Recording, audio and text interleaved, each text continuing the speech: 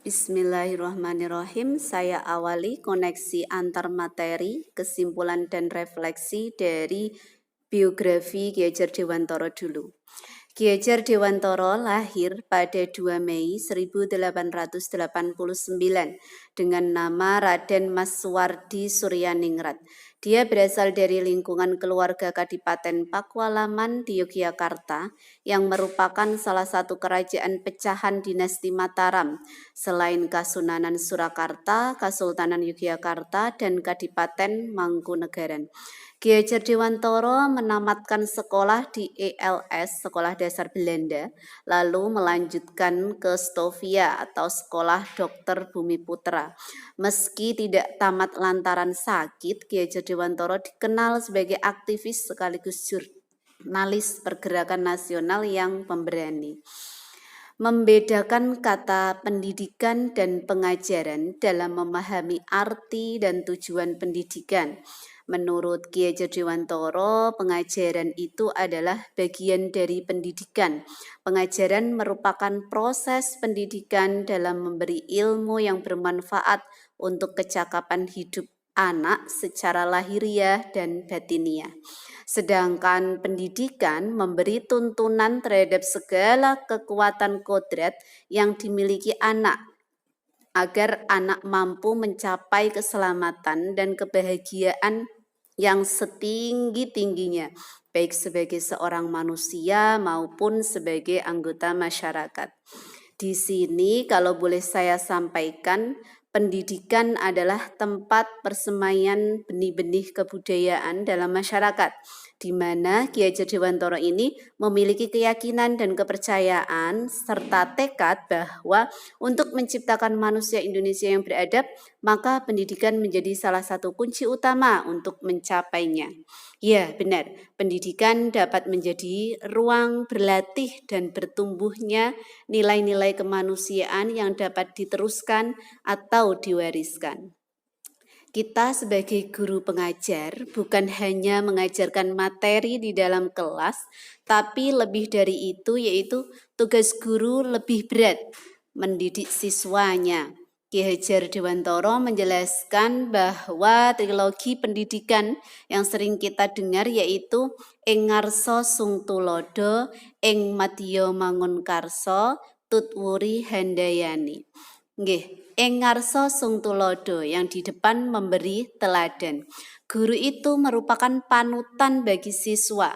Apalah artinya jika guru hanya bertindak kasar kepada siswa, lalu siswa pun besok mempraktikannya. Sungguh ironis ya.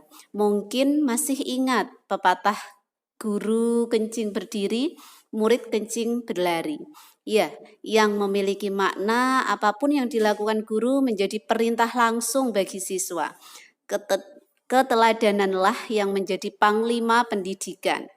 Yang kedua, Ing Madya Mangun Karsa. Ini artinya yang di tengah membangun keinginan. Guru adalah motivator bagi siswa, mendampingi siswa, menciptakan ruang impian yang ia inginkan. Berkolaborasi dengan siswa akan membuat bahagia. Selamilah lingkungan kehidupan siswa agar terjalin keakraban.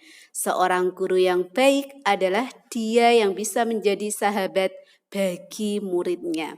Guru tidak akan bisa jadi motivator jika ada jarak. Yang ketiga, Tutwuri Handayani yang di belakang memberi dorongan. Guru memberi dorongan bagi siswa setelah ia menyadari akan impiannya. Biarkan siswa berkembang sesuai bakat dan keinginannya atau citanya. Dalam filosofi pendidikan Ki Hajar Dewantara juga di sana dikenalkan adanya kodrat alam dan kodrat zaman. Kodrat alam berkaitan dengan sifat dan bentuk, sedangkan kodrat zaman berkaitan dengan isi dan irama. Setiap anak akan berkembang sesuai kodrat alamnya masing-masing. Di sini diibaratkan seperti bahwa anak-anak itu bagai planet-planet di tata surya, yang mana planet mempunyai jalan orbitnya masing-masing. Tidak bisa kita paksa planet A melintasi planet B dan sebaliknya. Ingat, mereka punya jalan masing-masing dan guru hanya mengarahkan. Bila melihat dari kodrat zaman, pendidikan saat ini menekankan pada kemampuan anak untuk memiliki keterampilan abad 21. Artinya, anak akan tumbuh dan berkembang tidak lepas dari pengaruh zaman saat ini. Sebagai contoh, saat ini zaman lebih mengarah kepada gadget ya. Nah, peran pendidik di sini adalah mengarahkan anak, menuntun anak agar tahu nilai positif dan negatif dari penggunaan gadget seperti apa. Sehingga antara kodrat alam dan kodrat zaman berjalan beriringan, selaras dan serasi tanpa ada paksaan, namun yang ada adalah kemerdekaan dalam belajar anak. Lagi yang dikenalkan Ki Hajar Dewantara yaitu tentang budi pekerti atau watak atau karakter. Nah, ini merupakan perpaduan antara gerak, pikiran, perasaan, dan kehendak atau kemauan sehingga menimbulkan tenaga. Budi pekerti juga dapat diartikan sebagai perpaduan antara cipta, karsa, dan karya. Nah, di sini keluarga menjadi tempat yang utama dan paling utama untuk melatih pendidikan sosial dan karakter baik seorang anak. Keluarga merupakan tempat bersemainya pendidikan yang sempurna bagi anak untuk melatih kecerdasan budi pekerti.